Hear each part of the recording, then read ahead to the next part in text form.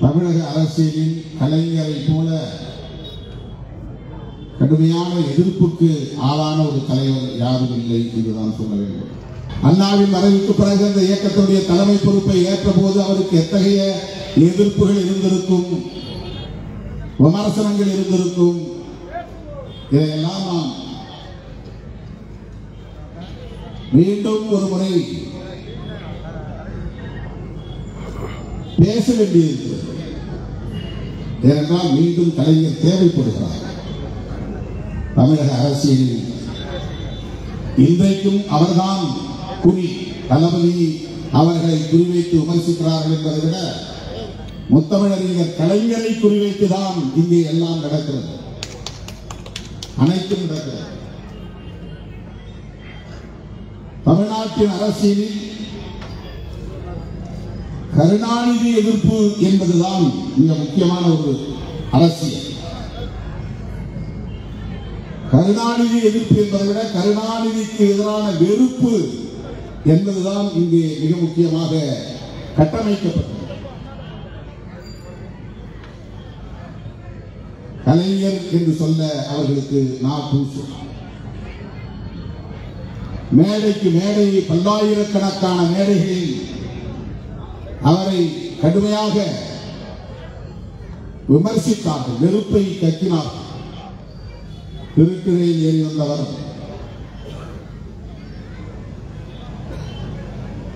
ஊழலுக்கு அவர்தான் மூலம், குடும்ப அரசியலை அறிமுகப்படுத்தினார். இப்படி எண்ணற்ற பல விமர்சனங்கள், அவதூறு. எம்ஜிஆர் திமுகவில் இருந்து வெளியேறிய போது அவ்வளவுதான் திமுக, முடிந்தது கலை. அவர் ஒரு ஹீரோ, கதாநாயகன். அவருக்கு இருக்கிற செல்வாக்கு இனி திமுக தலைமை வரவே முடியாது என்று அவருடைய கொள்கை பகைவர்கள் எக்களி கொட்டினார்கள். எங்கு திரும்பினாலும் எம்ஜிஆர் எம்ஜிஆர் எம்ஜிஆர் என்றுதான் 70களுக்கு பின்னால் இருந்தது. ஆனால்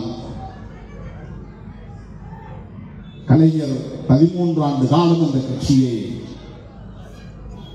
எந்த சக்தியாலும் அழிக்க முடியாது என்கிற வகையிலே கட்டி காப்பாற்றினார் என்றால் எந்த அளவுக்கு அவருடைய போர்க்குணம் வலுவாக இருந்திருக்கிறது என்பதை பார்க்க வேண்டும். எம்ஜிஆர் முன்வைத்த அரசியல் எது என்று கேட்டால் கருணாநிதி எதிர்ப்பு என்பதுதான் முதலிலே வரிசைப்படுத்துகிற போது எழுத வேண்டியிருக்கிறது. வேற என்ன கொள்கைகளை பேசினார் என்பதெல்லாம் பின்னால் தான். சமூக நீதியை பேசினார் என்று 10வது இடத்திலே 11வது இடத்திலே தான் எழுத வேண்டியிருக்கிறது. முதலில் அவருடைய கொள்கை என்னவாக இருந்தது? கருணாநிதி எதிர்ப்பு. அந்த எதிர்ப்பிலேயே கட்டமைக்கப்பட்ட ஒரு இயக்கம் தான் அதிமுக என்ற ஒரு இயக்கம்.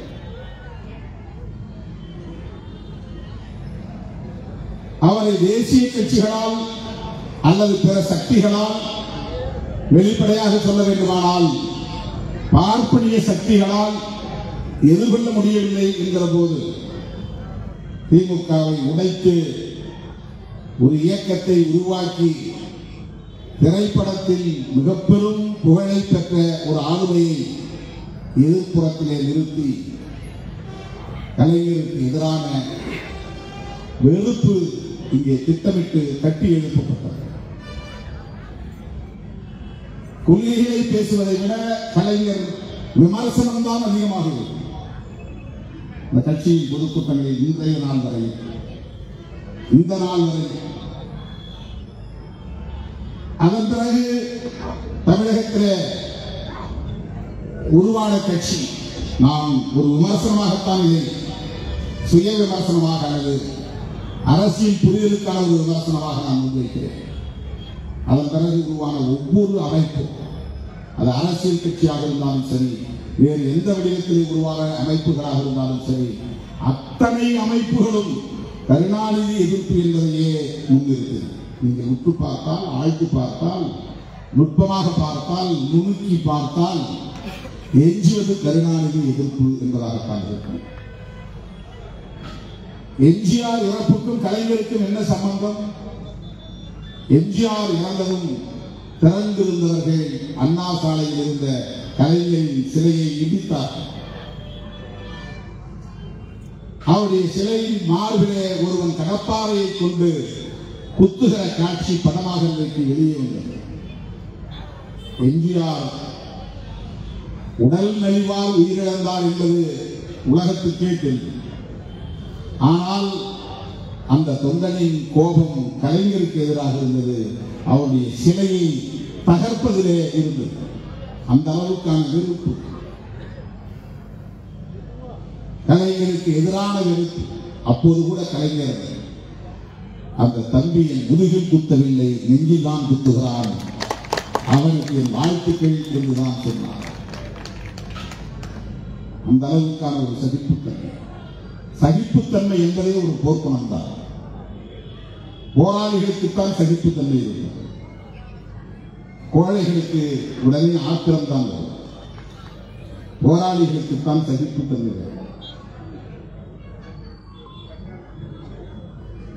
பாமக உருவானது. பாமகவின் தொடக்க காலங்களில் நீங்கள் பார்த்தால், அந்த பிரச்சாரங்களை பார்த்தால், கருணாநிதி எதிர்ப்பு என்பதுதான் முதற் கொள்கையாக இருக்கு. எத்தனையோ பல மேடைகளில் எங்கள் சமூகத்தின் முதல் எதிரி கருணாநிதி என்று அவர் பேசியது அன்றைக்கு பெரிய பெரிய கொட்டை எழுத்துக்களில் பேப்பர்களிலே வந்தது, ஏடுகளில் வந்தது. ஒட்டுமொத்தமாக திமுக எதிர்ப்பு என்பதை விட கருணாநிதி எதிர்ப்பு, கலைஞர் எதிர்ப்பு என்பதே கட்டமைக்கப்பட்டது. அண்ணாவுக்கு பிறகு அவர் ஆட்சியிலே இருந்தபோது அன்றைக்கு அவருடைய ஆட்சியை கலைத்தது மத்தியிலே இருந்த காங்கிரஸ். அப்போது அவருக்கு எதிரான பிரச்சாரங்களில் என்ன சொன்னார்கள்? ஊழல் ஊழல் ஊழல் என்று அன்றைக்கு அரசு தொலைக்காட்சியிலும் அரசு வானொலி பெட்டியிலும் இதே செய்திதான் தமிழ்நாடு முழுக்க. கோதுமை பேர ஊழல், பூச்சி மருந்து ஊழல் என்று தொடர்ந்து பல மாதங்கள் அவருக்கு எதிரான ஊழல் குற்றச்சாட்டுகள் வைத்து அவர் எழுந்திருக்கவே முடியாது என்ற அளவுக்கு அவருக்கு எதிரான வெறுப்பு அரசியல் கட்டமைக்கப்பட்டது. ஆனால் அதை அவரால் மட்டும்தான் எதிர்கொள்ள முடியும் என்று வரலாறு நமக்கு உணர்த்துகிறது. நம்மை போன்றவர்களால் அதையெல்லாம் எதிர்கொள்ளவே முடியாது. அது கூட வெளியில் இருந்து வருகிற அழுத்தம். ஆனால் கட்சிக்குள்ளே இருந்து எம்ஜிஆர் வெளியே போகிற போது உடன் இருந்த அவ்வளவு பேரும், நம்பிக்கையோடு இருந்த அவ்வளவு பேரும் வெளியேறினார்கள்.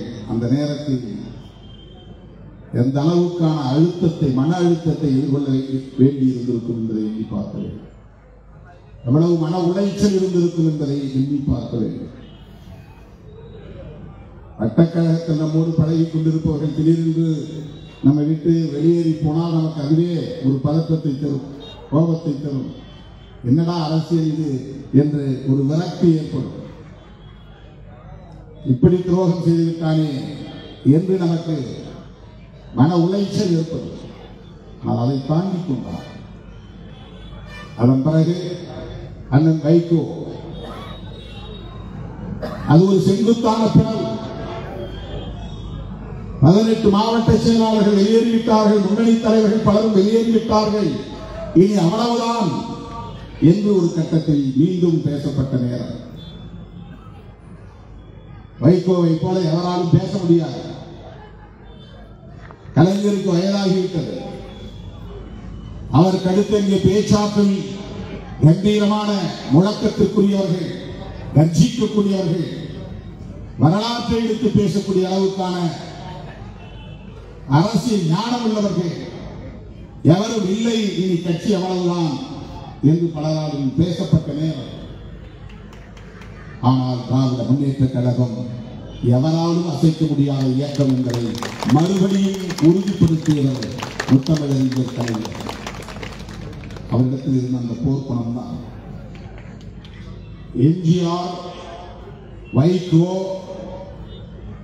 இந்த இயக்கங்களின் அரசியலும் முதன்மை இடம்பெறுவது கலைஞர் எதிர்ப்பு தான். கலைஞருக்கு எதிரான வெறுப்பு தான். அப்படித்தான் அரசியலை முன்வைத்து அவர்களால் எழுந்திருக்க முடியும் என்ற நிலை. கலைஞரை எதிர்த்தால்தான் கட்சியை வளர்க்க முடியும், கலைஞரை எதிர்த்தால்தான் வாக்கு வங்கியை உருவாக்க முடியும், கலைஞரை விமர்சித்தால்தான் ஆட்சிக்கு வர முடியும். இப்படிப்பட்ட ஒரு அரசியல் தான் நெடுங்காலமாக ஒரு தேசிய கட்சி. எம்ஜிஆர் உருவானதால் ஒரு நன்மை உண்டானது. எம்ஜிஆர் கலைஞருக்கு எதிராக விமர்சனம் செய்தார், வெறுப்பு அரசியலை விதைத்தார், அல்லது திராவிட இயக்கத்துக்குள்ளே பார்ப்பனியத்தை ஊடுருவ செய்வதற்கு காரணமாக இருந்தார். ஒரு பார்ப்பன பெண்மணியே ஒரு திராவிட இயக்கத்தின் தலைவராவதற்கு அவர் பாதை வகுத்து தந்தார் என்ற விமர்சனங்கள் ஒருபுறம் இருந்தாலும் ஒரு நன்மை வாய்ப்பது என்னவென்றால் தேசிய கட்சிகள் இங்கே காலூன்ற முடியாமல் தடுக்க முடிந்தது. திமுகவா அதிமுகவா என்று 50 ஆண்டுகளுக்கு மேலாக இந்த அரசியல் சுழல நேர்ந்தது. காங்கிரஸ் வளர முடியாமல் போனது என்பதை விட பிஜேபி காலூன்ற முடியாமல் போனது. அதற்கு மிக முக்கிய இன்னொரு காரணம், பல காரணங்கள் இருந்தாலும் காங்கிரஸ் இங்கே வலிமை பெற்று இருந்திருந்தால் காங்கிரசுக்கு எதிராக பிஜேபி காலூன்றியது. ஒரு தேசிய கட்சி இருக்கிற இடத்தில் காங்கிரஸ் எந்த இடத்தில் இருக்கிறதோ அந்த இடத்தில் வேகமாக பிஜேபி உள்ளது. மாநில கட்சிகளோடு அவர்கள் பொருத்தி பார்க்க வாய்ப்பு. தேசிய கட்சிகளோடு தான் மக்கள் பொருத்தி பார்ப்பார். காங்கிரஸ் இங்கே வலிமை பெறாமல் நிறுத்து போனதற்கு, அது வலிமை குன்றி போனதற்கு எம்ஜிஆரின் எழுச்சி ஒரு காரணம். எம்ஜிஆரா கலைஞரா என்று இருந்த இந்த அரசியல் ஜெயலலிதாவா கலைஞரா என்று மாறியது.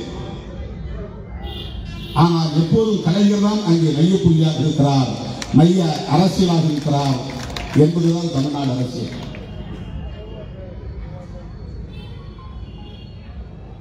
பெரியாரை வீழ்த்த வேண்டுமானால் திமுகவை வீழ்த்த வேண்டும், திமுகவை வீழ்த்த வேண்டுமானால் கலைஞர் என்கிற அடையாளத்தை, அந்த ஐக்கியம் தகர்க்கப்பட வேண்டும். அவ்வளவுதான். அவர்தான் பெரியார் அரசியலை உயர்த்தி பிடிக்கிறார், அவர்தான் சமூக நீதி அரசியலை உயர்த்தி பிடிக்கிறார். ராஜீவ் படுகொலைக்கும் திராவிட முன்னேற்ற கழகத்திற்கும் எந்த சம்பந்தமும் இல்லை. ஊருக்கு தெரியும், உலகுக்கு தெரியும். புலனாய்வு தொடங்குவதற்கு முன்னரே திமுக தான் காரணம், கருணாநிதி தான் காரணம் என்ற கருத்து திட்டமிட்டு பரப்பப்பட்டது. அப்போதும் இந்த கருணாநிதி எதிர்ப்பு என்பதுதான் அரசியலாக முன்னெடுக்கப்பட்டது. 91 தேர்தல் வந்தது. அந்த தேர்தலிலே 232 இடங்களில் தோற்றது திமுக. 2 இடங்களில் தொகுதிகளில் மட்டும்தான் வெற்றி பெற்றது. முடிந்தது கதை.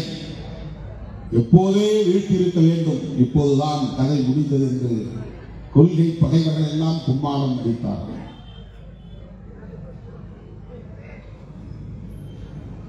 விடுதலை புலிகளுக்கும் திராவிட முன்னேற்ற கழகத்திற்கும் நெருக்கம் இருக்கிறது என்று 89 ஆட்சிக்கு வந்ததும் ஆட்சியை கலைத்தார். அது ஒரு சோதனை. டெல்லியிலே இருந்தவர்கள் புலிகள் இயக்கத்திற்கும் திராவிட முன்னேற்ற கழகத்திற்கும் நெருக்கமான உறவு இருக்கிறது என்ற குற்றச்சாட்டை காட்டி 2 ஆண்டுகளில் ஆட்சியை கவிழ்த்தார்கள். அப்போதும் திமுகவுக்கு எதிராக, கலைஞருக்கு எதிராக வெறுப்பு அரசியல் தான் விதைக்கப்பட்டது. கருணாநிதி எதிர்ப்பு, கருணாநிதி எதிர்ப்பு, கருணாநிதி எதிர்ப்பு என்பதே தமிழக அரசியலின் அடிப்படையாக இருக்கு.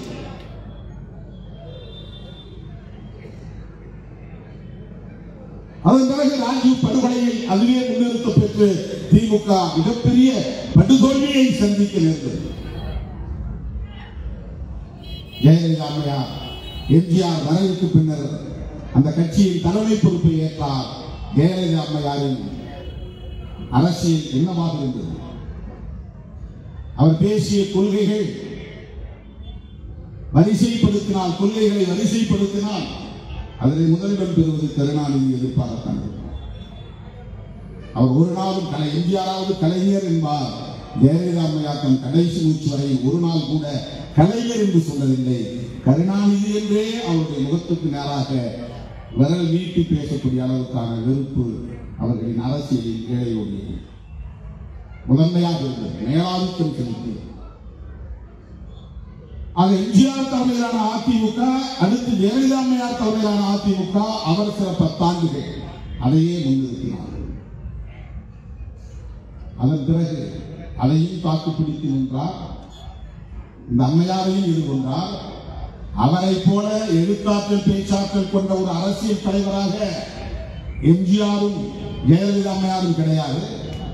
அவர்கள் சினிமா மூலம் ஒரு கரிஷ்மா, ஒரு பாப்புலாரிட்டி, ஒரு ஈர்ப்பு, மக்களிடையே மிகச்சிறந்த அரசியல் தலைவர்கள் என்ற அடிப்படையில் அவர்களுக்கு பின்னால் தலைவர்கள் திரண்டார்கள் என்பதை விட மிகச்சிறந்த கதாநாயகர், மிகச்சிறந்த கதாநாயகி என்ற அடிப்படையில் தான் அவர்களின் பின்னால் மக்கள் திரண்டார்கள்.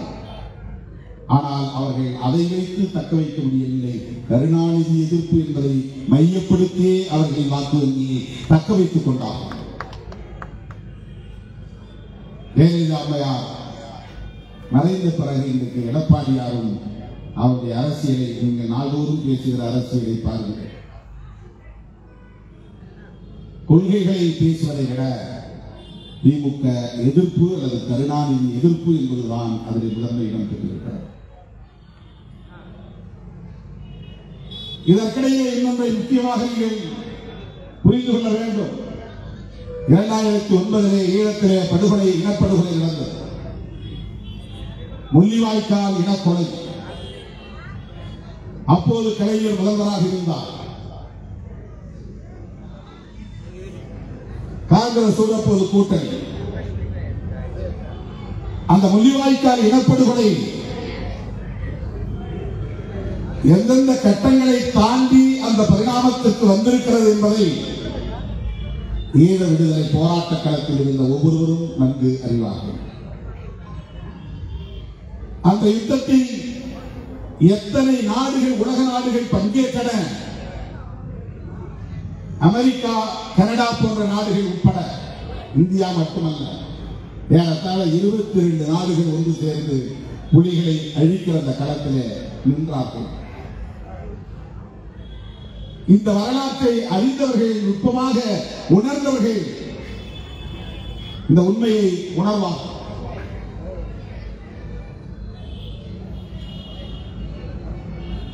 ஆனால் அந்த இனக்கொலைக்கும் கருணாநிதியே காரணம் என்றுதான் பரப்பப்பட்டது. இவர் நிலைத்திருந்தால் யுத்தத்தை நிறுத்தி இருக்க முடியும். இவர் காங்கிரசோடு சேர்ந்து கொண்டு இந்த இனக்கொலையை நடத்துவதற்கு இவர்தான் காரணமாக இருந்தார். எப்படி ராஜீவ் படுகொலையை கலைஞருக்கு எதிராக திருப்பினார்களோ அப்படி முள்ளிவாய்க்கால் இனக்கொலையையும் கலைஞருக்கு எதிராக திருப்பினார்கள். அது ஒரு சர்வதேச சிக்கல். உலகத்தில் பல நாடுகளில் புலிகள் இயக்கத்திற்கு தடை விதிக்கப்பட்டது. அதற்கும் கலைஞருக்கும் எந்த சம்பந்தமும் இல்லை. இன்றைக்கும் அந்த தடைகள் நீடிக்கின்றன. இந்தியாவிலும் இருக்கிறது. அதற்கும் திமுகவுக்கும் எந்த தொடர்பும் கிடையாது.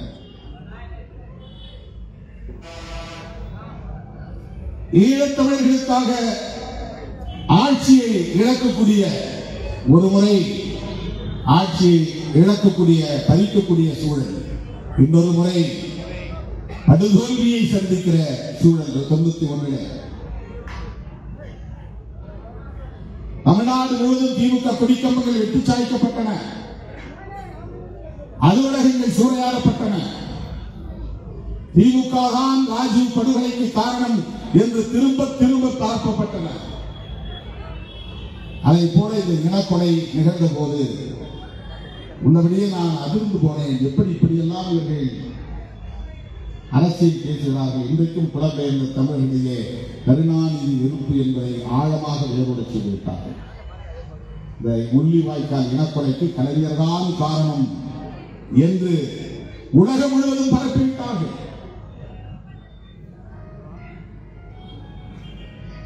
கலைஞர் இந்தியாவில் பல மாநிலங்களும் ஒரு மாநிலத்தின் முதலமைச்சர், அவ்வளவுதான். வெளிவிவகார கொள்கையில் ஓரளவுக்குத்தான் அழுத்தம் கொடுக்க முடியும், முடிவெடுக்க முடியாது. கலைஞரிடத்தில் நேரில் நாங்கள் பேசுகிற போது வேண்டுமானால் நாம் கூட்டணியை விட்டு வெளியே வரலாம், ஆட்சியை இழக்கலாம், அவ்வளவுதான் நடக்கவே தவிர யுத்தத்தை நிறுத்த முடியாது. இதுதான் நடைமுறை சாத்தியம். அதை செய்யவும் தயார் என்றுதான் கலைஞரும் இருந்தார். அது ஒரு புறம் இருக்கட்டும். ஆனால் அந்த இனக்கொலைக்கு எப்படி திமுக பொறுப்பாகும், கலைஞர் பொறுப்பாவார் என்ற கேள்வி எழுகிறது. அமெரிக்கா புலிகளுக்கு எதிராக நின்றதற்கு திமுக எப்படி பொறுப்பாகும்? இரட்டை கோபுரம் அமெரிக்காவிலே இடிக்கப்பட்டதற்கு பின்னர் அமெரிக்கா மேற்கொண்ட முயற்சி, எடுத்த நிலைப்பாடு 20க்கும் மேற்பட்ட பயங்கரவாத இயக்கங்களை அழித்தொழிக்க வேண்டும் என்ற நிலைப்பாடு. அந்த இயக்கங்களின் பட்டியலிலே அல் கொய்தா இயக்கமும் விடுதலை புலிகள் இயக்கமும் இடம்பெற்றது. அது எப்படி? அது யார் இணைத்தது? விடுதலை புலிகள் இயக்கம் அல் கொய்தா இயக்கத்தை போல மக்கள் தொடர்பே இல்லாத ஒரு இயக்கமா? அது ஒரு விடுதலை இயக்கம் இல்லையா? தேசிய இன விடுதலை இயக்கம் இல்லையா? வெகு மக்கள் பங்கேற்கிற இயக்கம் இல்லையா அல் கொய்தா? அப்படியா? அந்த இயக்கங்களின் பட்டியலில், பயங்கரவாத இயக்கங்களின் பட்டியலில் விடுதலை புலிகள் எப்படி இடம்பெற்றது என்பதை பற்றி யாரும் தமிழ் சொந்தங்களுக்கு எடுத்துரைக்கவில்லை. உலக நாடுகள் முழுவதும் விடுதலை புலிகளுக்கு எதிராக தடை எப்படி விதிக்கப்பட்டன என்பதை புலம்பெயர்ந்த தமிழர்களுக்கோ அல்லது தாயகத்தில் இருக்கிற தமிழர்களுக்கோ யாரும் எடுத்துச் சொல்லவில்லை. எடுத்த எடுப்பிலேயே இந்த இனக்கொலைக்கு கருணாநிதி தான் காரணம், கருணாநிதி தான் காரணம், கருணாநிதி தான் காரணம் என்று அந்த வாய்ப்பை பயன்படுத்தி தமிழ்நாடு முழுவதும் எதிர்ப்பிரச்சாரங்களை மேற்கொண்டார்கள்.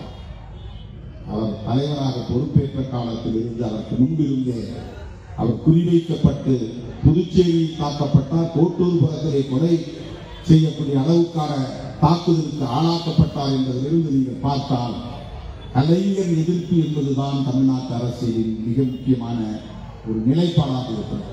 அதற்கு என்ன காரணம்? தயவுகூர்ந்து எண்ணி பார்க்க வேண்டும். இன்றைக்கு புதிதாக கிளம்பியிருக்கிற பல்வேறு அமைப்புகள், தமிழ் தேசிய பேசுகிறோம் என்கிற பெயர்,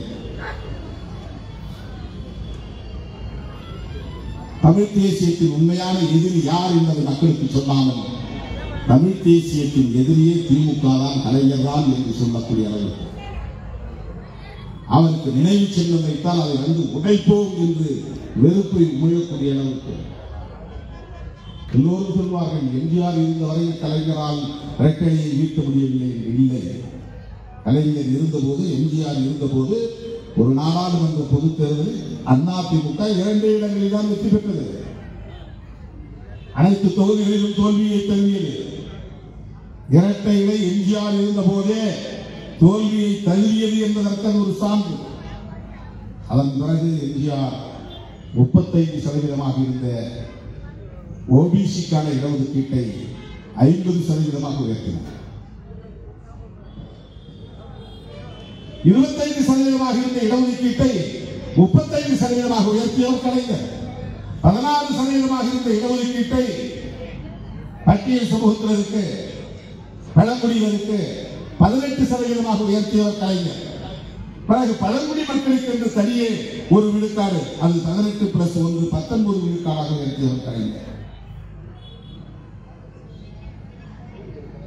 ஓபிசிக்குள்ளேயே உள்ளொதுக்கீடு வேண்டும், இஸ்லாமியர்களுக்கு உள்ளொதுக்கீடு, கிறிஸ்தவர்களுக்கு உள்ளொதுக்கீடு அவர்கள் வேண்டாம் என்று மறுத்துவிட்டார்கள். பட்டியல் சமூகத்திலேயே அருந்ததியருக்கு உள்ளொதுக்கீடு. இந்த வரலாறு எம்ஜிஆரின் வரலாற்றில் வராது, ஜெயலலிதா அம்மையாரின் வரலாற்றில் இடம் பிடித்திருக்காது, கலைஞரின் வரலாற்றில் தான் இடம் பிடிக்கிறது. இன்றைக்கு பார்க்கிற இடமெல்லாம் எத்தனை பாடங்களாக இருந்தாலும் அந்த இடத்தில் போய் கண்டிட்டு பார்த்தால் கலைஞர் கருணாநிதி இருக்கும். எந்த உயர்ந்த கட்டிடங்களை பார்த்தாலும், பிரம்மாண்டமான கட்டிடங்களை பார்த்தாலும், மாளிகைகளை பார்த்தாலும் அந்த கல்வெட்டிலே கலைஞர் கருணாநிதி என்றுதான் இடம் பிடித்திருக்கும். தமிழ் உள்ளவரை கலைஞரின் பெயர் நிலைத்திருக்கும் என்பதற்கு சான்றாக குமரி முறையில் வள்ளுவனுக்கு வாங்கிய சிலை நிறுவியிருக்கிறார் கலைஞர். வள்ளுவர் கோட்டம் அமைத்திருக்கிறார் கலைஞர்.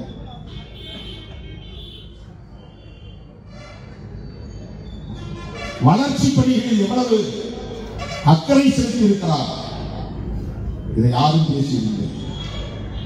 காமராஜர் காலத்தில் கட்டிய அணைகளை விட கலைஞர் காலத்தில் கட்டிய அணைகள் அதிகம் என்ற புள்ளி விவரங்கள் இப்போது வருகின்றன. அவ்வளவு அணைகளை கட்டியிருக்கிறார். ஐடி தொழில்நுட்பம், இன்ஃபர்மேஷன் டெக்னாலஜி அறிமுகமான காலத்திலேயே அதற்கென்று தனித்துறையை உருவாக்கி தரவணியிலே ஐடி பூங்காவை உருவாக்கியது இந்தியாவிலேயே முதல் முறையாக. எந்த மாநிலத்திலும் இல்லாமல் குடிசைகளை மாற்றி அவர்களுக்கு கான்கிரீட் வீடுகளை கட்டித் தருகிற குடிசை மாற்று வாரியத்தை அறிமுகப்படுத்தியவர் கலைஞர்.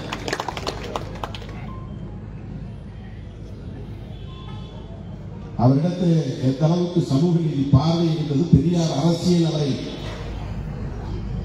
ஆட்கொண்டிருந்தது என்பதற்கு பல சான்றுகளை நம்மால் காட்ட முடியும். கைரிக்ஷா ஒழிப்பு திட்டம், அதெல்லாம் சாதாரணமான ஒன்றல்ல. பிச்சைக்காரர் மறுவாழ்வு திட்டம் என்னை வெகுவாக இருந்தது. நான் மறுபடியும் சிந்தித்து சிந்தித்து சிலாகிப்பது எது என்றால் சமத்துவபுரம் திட்டம், பெரியார் நினைவு சமத்துவபுரம். அதன் வெறும் பெயர் மட்டும் பார்த்து போனால் அது உள்ள நுட்பத்தை எங்களால் புரிந்து கொள்ள முடியாது. சமத்துவபுரம் திட்டம் அவ்வளவு திட்டங்களும் ஒரு திட்டம் அப்படி அல்ல. இந்தியா முழுவதும் ஹேபிடேஷன் வாழ்க்கை என்பது ஊர் தெரு என்றும் சேரி என்றும் தனித்தனியே இருக்கிறது. சேரியை பறந்து சேரியை உழக்கூடிய ஒருவனுக்கு வேண்டுமானால் அது ஒரு ஹியூமிலியேஷன், ஒரு காயப்படுத்தக்கூடிய ஒன்றாக இருக்கு. ஏன்னா நான் மட்டும் தனியாக இருக்கிறோம், அவங்கெல்லாம் எல்லா சாதியும் ஒரே ஒரு தெருவில் இருக்கிறாங்க, இது மட்டும் என் தனியாக இருக்கு அப்படின்னு ஒரு ஆழ் மனதில் ஒரு வலி ஏற்படும். இந்த வலியை உணர்ந்தவர் புத்தகங்கள் கலைஞர். இந்தியாவில் எந்த தலையும் இது உணர்வு ரெண்டும் ஒன்னா இருக்க வைக்க முடியாது. அந்த தெருவிலே போய் பட்டியல் சமூகத்தை சார்ந்தவர்கள்லாம் வீடு வாங்கி கட்டுங்க, அங்கே போய் குடியேறுன்னு சொல்ல முடியாது. நான் ஒரு ஊரை உருவாக்குறேன், அதுக்குள்ள எல்லா சமூகத்தை சார்ந்தவர்களும் இந்த குடியேறுவது, அனைவரும் சேர்ந்து வாழக்கூடிய ஒரு வாழ்க்கை உருவாக்க வேண்டும் என்கிற சிந்தை இந்திய மண்ணில் எந்த அரசியல் தலைவருக்கு உருவானது. சகோதரத்துவத்தை வளர்ப்பதற்கு வாழிடம் முக்கியமானது. நீ மேலையை பேசி போனா அண்ணாங்களாம் தம்பிங்களாம் சார்பு போத்தான் கட்டி பிடிக்கலாம். ஆனா இறங்கி உன் தெருவுக்கு நீ போற, என் தெருவுக்கு நான் போறேன். என்ன சகோதரத்துவம் இருக்கிறது? வாழிடத்தில் ஒரே இடத்தில் சேர்ந்து வாழ வேண்டும். ஒரே இடத்தில் ஒரே வாழிடத்தில் ஒரே குடியிருப்பு. தலித் அல்லாதவர்களும் தலித்துகளும் சேர்ந்து வாழ வேண்டும். அந்த கலாச்சாரம் இங்கே வளர வேண்டும். அது ஒரு அக்செப்டன்ஸ், ஒரு ஏற்பிசைக்கு ஒரு பரிணாமம் பெற வேண்டும். அது சேர்ந்து வாழறாங்க, ஒன்றும் பிரச்சனை இல்லையே. சமத்துவபுரத்தில் எல்லாம் சேர்ந்து வாழறாங்க, ஒன்றும் பிரச்சனை இல்லையே. ஒரே இடத்துல குடிநீர், ஒரே இடத்துல மந்தை, ஒரே இடத்துல கோயில் வழிபாடு, ஒரே இடத்துல அன்னதானம், எல்லோரும் சேர்ந்து வாழ்கிறார்கள். பிரச்சனைகள் இருக்கும், ஆனால் சேர்ந்து வாழ வேண்டும் என்ற கட்டாயம் உருவாகிறது. ஏழை எளிய மக்களாக கூட இருக்கலாம், வறுமையில் வாழக்கூடியவர்களாக இருக்கலாம். வேறு வழி இல்லாமல் இந்த குடியிருப்புக்கு போய்த்தான் தீர வேண்டும் என்ற ஒரு நிலையை அது உருவாக்கலாம். ஆனாலும் அவன் சேர்ந்து வாழக்கூடிய சூழலை அந்த திட்டம் உருவாக்குகிறது. அவன் உளவியலில் ஒரு மாற்றத்தை ஏற்படுத்துவதற்கான வாய்ப்பை அது உருவாக்குகிறது. சகோதரத்துவத்தை மலரச் செய்வதற்கான ஒரு சூழலை அது கணிய செய்கிறது. இந்த சிந்தை தலைவர் கலைஞர் ஒருவருக்கு மட்டும்தான் இந்திய மண்ணில், இந்திய அரசியல் யாருக்கும் சமத்துவபுர திட்டம். தோழர்களே, சற்று எண்ணி பார்க்கிறேன். சர்க்காரியா ஊழல் என்று கலைஞருக்கு எதிரான வெறுப்பு பேசப்பட்டது, இன்றைக்கும் பேசுகிறார்கள். ஆனால் அந்த கமிஷனில் விசாரணையில் என்ன இறுதி அறிக்கை? குற்றச்சாட்டு நிரூபிக்கப்படவில்லை. எம்ஜிஆர் அவர்கள் மீது எஸ்கேஏ கமிஷன் போடப்பட்டது. ஆனால் அந்த விசாரணை கமிஷன் இறுதி அறிக்கை என்ன தந்தது? எம்ஜிஆர் 5 கோடி ரூபாய் ஊழல் செய்தார் என்பது உறுதிப்படுத்தப்பட்டது. அப்போது எம்ஜிஆர் உயிரோடு இல்லை.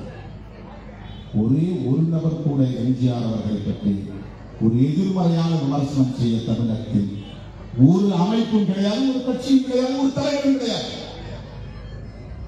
பேச மாட்டார். அவருக்கு எதிரான எந்த விமர்சனமும் இங்கே இல்லை. ஜெயலலிதா அம்மையார் குற்றம் இழைத்தார், ஊழல் செய்தார் என்பது உறுதிப்படுத்தப்பட்டு தண்டனையும் வழங்கப்பட்டது. ஆனால் ஒரு நபர் கூட ஜெயலலிதா அம்மையாரை அவர் ஊழல் குற்றவாளி என்று பேச ஆள் இல்லை, விமர்சிக்க ஆள் இல்லை, அந்த இயக்கத்தை விமர்சிக்க. ஆனால் இன்றைக்கும் கலைஞர் எதிர்ப்பு, திமுக எதிர்ப்பு, கருணாநிதி எதிர்ப்பு என்று நாம் பதிவு செய்கிறோம். தேமுதிக உருவான போது கூட விஜயகாந்த் அவர்கள் யாரை எதிராக நிறுத்தினார், யாருக்கு எதிரான அரசியலை பேசினார்? இன்றைக்கு சமூக ஊடகங்களை பார்த்தால் அதிகமான வெறுப்பு யாருக்கு எதிராக இங்கே பிரிக்கப்படுகிறது? இந்த இந்துக்களுக்கு எதிராக பாரதிய ஜனதா அரசு எவ்வளவு பாழாய் போன பல திட்டங்களை அறிமுகப்படுத்துகிறார்கள். ஐஐடியை சேர்வதற்கு JEE என்ற தேர்வு எழுதிதான் ஒரு மாணவன் சேர முடியும். ஆனால் இவர்கள் கொல்லைப்புற வழியாக பார்ப்பன சமூகங்களை சார்ந்த பிள்ளைகளை சேர்ப்பதற்கு திட்டம் கொண்டு வந்திருக்கிறார்கள். செய்து வந்த வித்வான் யோஜனா ஒரு திட்டம். யாரை விமர்சிக்கிறார்கள்? சமஸ்கிருதமே உயர்ந்த மொழி, அனைத்து மொழிகளும் அதிலிருந்துதான் உருவானது என்று மோகன் பகவத் போன்றவர்கள் வெளிப்படையாக பேசுகிறார்கள். யார் அவர்களை எதிர்க்கிறார்கள்? தேசிய கல்விக் கொள்கை மூலம் பிள்ளைகளை பாதியிலே இடைநிறுத்தம் செய்வதற்கான வழிமுறைகளை கண்டறிந்திருக்கிறார்கள். யார் அவர்களை விமர்சிக்கிறார்கள்? தேசிய கல்விக் கொள்கையை எதிர்த்து யார் விமர்சிக்கிறார்கள்? தமிழ்நாட்டில் தமிழ் தேசியம் பேசுகிறவர்கள் இந்திய தேசியத்தை பற்றி எங்காவது ஒரு முறையாவது அவர்கள் விமர்சித்திருக்கிறார்களா? கலைஞர் தெலுங்கர் என்று விமர்சிக்கிறார்கள். கலைஞரின் குடும்பம் தெலுங்கு பாரம்பரியம் உள்ள குடும்பம். தெலுங்கு எதிர்ப்பு தான் தமிழ் தேசியம் என்று இங்கே பேசப்படுகிறது. இது எங்கிருந்து வருகிறது என்றால் அடிப்படையே கருணாநிதி எதிர்ப்பு என்பதில் இருந்துதான் தொடங்குகிறது. சுய விமர்சனமாக சொல்ல விரும்புகிறேன். நான் தேர்தல் அரசின் அடியெடுத்து வைக்காத காலங்களில் நானும் கலைஞரை விமர்சித்திருக்கிறேன். என்னையும் அந்த நோய் தொற்றி இருக்கிறது. அண்ணனும் சொல்லுகிறார், நானும் பேசியிருக்கிறேன். தமிழ்நாட்டு அரசியல் கருணாநிதி எதிர்ப்பு என்ற ஒரு தொற்று நோயாகவே பரவிவிடுகிறது, பரப்பப்பட்டிருக்கிறது. அவருடைய இன்னொரு ஆளுமையை, அவருடைய ஆக்கப்பூர்வமான ஆளுமையை, அவருடைய வளர்ச்சி பணிகளை இன்றைக்கு நாம் காணுகிற தமிழகத்தை செதுக்கிய அந்த ஆற்றலை யாரும் பேசவில்லை. நான் மிகவும் அதிர்ந்தது முள்ளிவாய்க்கால் இனக்கொலையின் போது கலைஞரின் போடப்பட்ட பழிதான். மருத்துவமனையில் உண்மையிலேயே தந்துவிட அறுவை சிகிச்சைக்காக படுத்திருக்கிறார். ஆனால் எதிர்த்தரப்பில் இருந்தவர்கள் வேண்டுமென்றே சினிமா போய் படுத்திருக்கிறார், நடிக்கிறார் என்று பேசினார்கள்.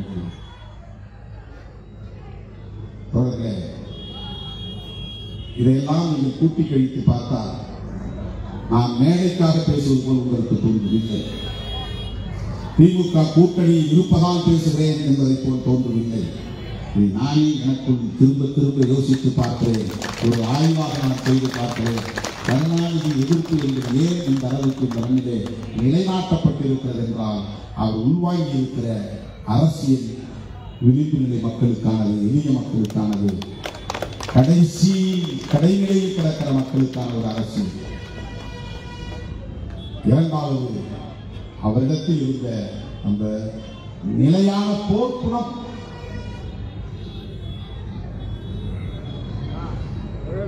எதை பற்றியும் கவலைப்படாத போர்க்குணம். ராமன் எந்த இன்ஜினியரிங் கல்லூரியிலே படித்து பட்டம் பெற்றார் என்று கேட்கிற துணிச்சல், அதுதான் போர்க்குணம். அதனால் என்ன பாதிப்பு ஏற்படும் என்பதை பற்றி கவலைப்படாத போர்க்குணம். ஆட்சியை பறிபோனாலும் அதை பற்றி நான் கவலைப்பட மாட்டேன் என்ற அந்த அஞ்சாமை. அவர் காலமான பிறகு தமிழ்நாட்டு அரசியலின் மையப்புள்ளியாக அவரே இருக்கிறார்.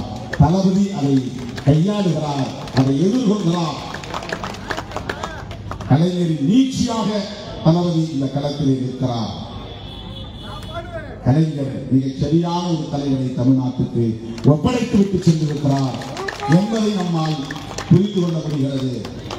ஆகவே முத்தமிழறிஞர் கலைஞர் ஓயாத போர்க்குணம் உள்ளவர், தீராத கொள்கை பிடிப்புள்ளவர், தமிழர்கள் என்று மட்டுமில்லாமல் ஒட்டுமொத்த விளிம்புநிலை மக்களின் நலன்களில் அக்கறை உள்ளவர். எனவேதான் தமிழ் உலகம் இன்றைக்கும் அவரை போற்றிக் கொண்டிருக்கிறது, வாழ்த்திக் கொண்டிருக்கிறது. நானும் உங்களோடு இருக்கிறேன் என்பதை சொல்லி வாய்ப்புக்கு நன்றி கூறி முடிக்கிறேன். நன்றி, வணக்கம்.